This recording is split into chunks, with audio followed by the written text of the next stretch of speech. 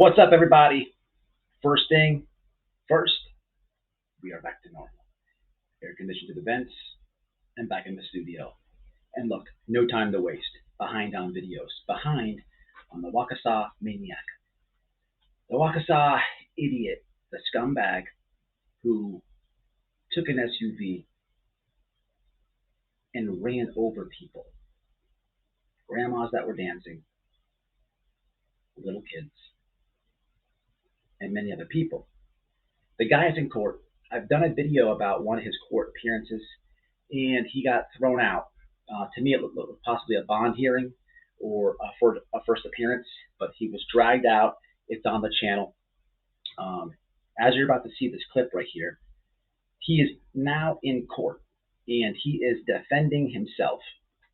He's defending himself, which is very interesting, man. You really have to have knowledge of the system. Look, lawyers are not dummies. Doctors are not dummies. They go to school for a reason. You defend yourself. You better know some extent of the law, especially courtroom etiquette, because you're playing literally with your life. But hey, it's his, not mine. He's in there defending himself, and on this day, the state brings in his ex-girlfriend, and what you're about to see, literally, is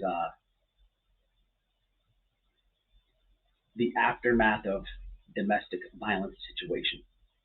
The state raises a picture of her with a black eye, and she's looking at it. They're all looking at it, and this maniac has to now talk in almost a third person because he's actually acting as a lawyer. So he's asking his girlfriend, his ex-girlfriend, in third person to him. You know, he can't say, "Do you remember?" It's trial. He can't say, "Do you remember the day me and you were in the car?" So he has to say, "Do you remember when you and Mr. Brooks?" It's very weird. It's very eerie situation. Let's get into it. If you remember the video I did where he got dragged out of court, he was cussing. He said this is very political. He's saying the case is very political, politics. And a lot of YouTubers are not covering this, I think, for that reason. We're going to cover it over here on Whiteboard Radio. We're going to cover it. This guy's a scumbag. Let's get into it. Reactions. If you're a victim of domestic violence, trigger warning. This is the aftermath of domestic violence all the way, right here in full effect. I mean, this is literally in a courtroom, the aftermath of it. But not only the aftermath, it's the victim, the person that did it, and a judge. Let's check it out. The exhibit's previously been received, and the state requested permission to publish it once again, and I granted that request. Just so I'm clear, when it's published again, it is correct.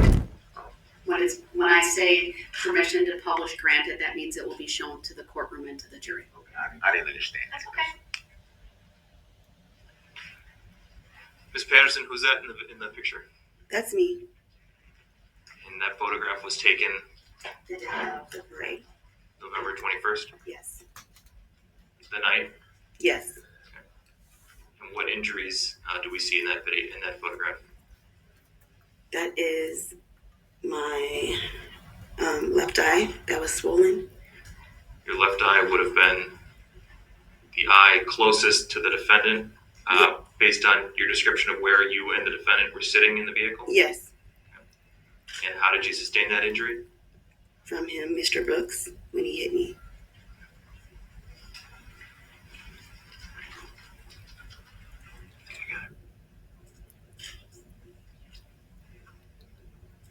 Ms. Patterson, did you consent in any way to being struck in the face? No. That's all I have for this witness. All right, thank you. Mr. Brooks, do you have any questions for this witness? Yes, I do. First of all, good morning. Good morning. And happy birthday. Thank you. You stated that you were hanging out with your friend, Miss Corey, on the day of this incident, correct? Yes. Would it be fair to say that you were hanging out drinking? Yes.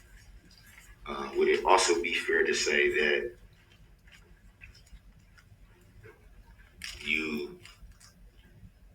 occasionally drink too much? Objection closed. Sustained. Would it be fair to say that, well, let me back up. What were you drinking? A Mike's Hard beverage. Um, were you aware that it was said that you were actually drinking vodka? No. Objection. Hold on. When there's an objection, I need to rule on it first, okay? Yes, ma'am. Sustained that mischaracterizes the previous testimony. Next question. So it would be fair to say that you were drinking. Yes, Would it be fair to say that you were a little intoxicated? I was not. How much did you drink that day? 1 of the Mike's Hard alcohol beverage. And around what time of the day was that? I don't remember. Was it shortly before meeting up with the alleged defendant, or was it sometime before? It was before. Did you have anything to drink after? No, I did not.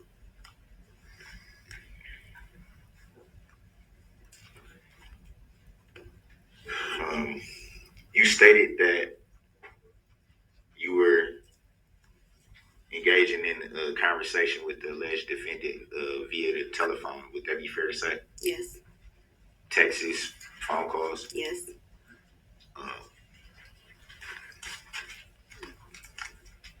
Were those texts and phone calls of what nature were they of? Me and Mr. Brooks were arguing throughout the day. In the texts and phone calls? Yes, we were. If there were, if the conversation was argumentative, why would you agree to meet up with the alleged defendant? I do not know. Tell me that wasn't freaky. Okay, look, this case, it was brought to my attention by a sub. I did not know the trial was going on. Evidently, it's been going on the last 2 weeks or whatever. Kind of been preoccupied, but it's interesting to see this guy defend himself. That's a rare right there when domestic violence meets the aggressor in the courtroom, especially when the guy's defending himself. But it's much more than that. The judge had to stop this guy because he keeps drilling her on the amount of alcohol. You saw a little taste of it there. His motive here is he wants to paint the jury like she was drunk and she made the whole thing up. He also then is asking her questions as far as in the car ride, she says that he hit her before the Christmas parade massacre, okay? And then she gets out. He asks, "Hey, did you say anything to entice Mr. Brooks so that anything derogatory?" He's basically saying he's trying to paint that she drank so much and said something to trigger him to make him do that. But look, battery's battery. It's not going to work. And that's why the state said that you consent, basically that you want him to hit you. That's a dead issue. But more than that, this guy has been thrown out the court again, spits in a correction officer's face, said he had COVID, something like that. They drag him out. He takes his shirt off in the courtroom. He's got his head down. To be completely honest with you, anytime I've ever seen this on court TV, videos, these guys do horrendous defending themselves. I do know some guys, some convicts, that are very smart when it comes to law. They know how to file a motion, they know how to do that. But as far as defending yourself, I personally have never seen anyone do good. Anyone. I'm sure there's stories out there, and it could be Googled, and I'll be micromanaging the comments. I'm speaking personally. I've never seen it, ever. This guy, he actually speaks calm. I mean, what he's doing is a scumbag move right here. But if you listen to him, he's speaking calm. What taking your shirt off, spitting at a CO, it does not look good. The jury is right there. Not to mention, the last time you're in court, they had to drag you out. This guy, in my opinion, I'm no legal expert here. I think they're going to railroad him, as they should. The dude, you could tell by listening to this conversation, if you really look at his ex-girlfriend, you can tell she's terrified of this guy. You could tell the families that lost people, he should get railroaded. He should get railroaded. But hey, we have a justice system for a reason. And maybe I'm completely wrong. Maybe despite all those shenanigans in the courtroom, he'll get off. I highly doubt it. Let me know how you feel and think. I'm going to be getting some clips of this and uploading them. It feels good to be back. And before I let everybody go, I want to give a big thank you to everybody that helped us through this no power situation. I truly, truly appreciate everything your kind hearts did.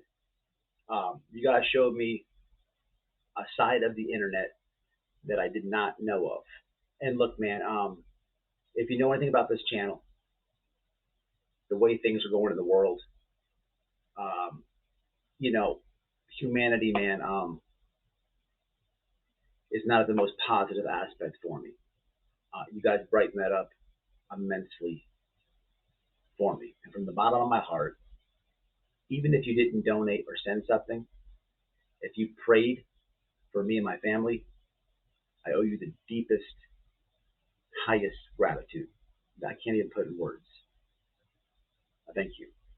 And that one, until the next one, we're out of here.